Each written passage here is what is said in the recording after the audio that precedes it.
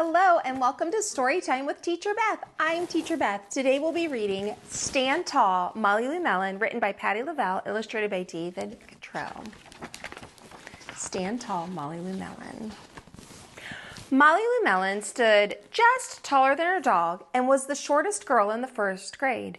She didn't mind. Her grandma had told her, "Walk as proudly as you can and the world will look up to you." So she did. Molly Lou Mellon had buck teeth that stuck out so far she could stack pennies on them. She didn't mind. Her grandma had told her, "Smile big and the world will smile right alongside you." So she did. Molly Lou Mellon had a voice that sounded like a bullfrog being squeezed by a boa constrictor. She didn't mind. Her grandma had told her, "Sing out clear and strong and the world will cry tears of joy." So she did. Molly Lou Mellon was often fumble-fingered. She didn't mind. Her grandma had told her, "Believe in yourself and the world will believe in you too." So she did.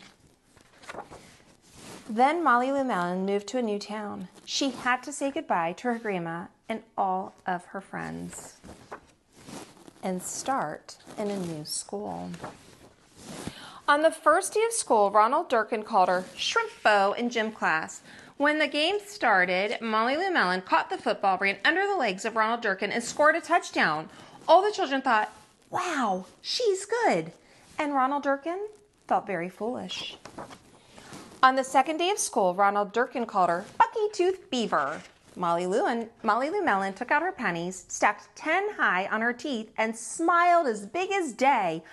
All the children smiled with glee, and Ronald Durkin felt very foolish.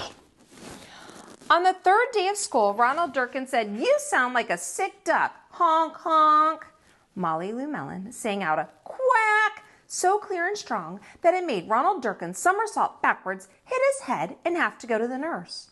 All the children cried with joy to be free of Ronald Durkin for the rest of the afternoon, and Ronald Durkin felt very foolish. On the fourth day of school, Ronald Durkin said that she'd made the snowflake all wrong, but Molly Lou Mellon opened up her paper and revealed the most beautiful snowflake of all. All the children oohed and awed, even Ronald. On the fifth day of school, Ronald Durkin brought Molly Lou Mellon a stacking penny for her tooth and smiled at her.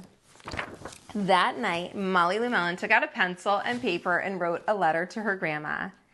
"Dear Grandma, I wanted to tell you that everything you told me was exactly right.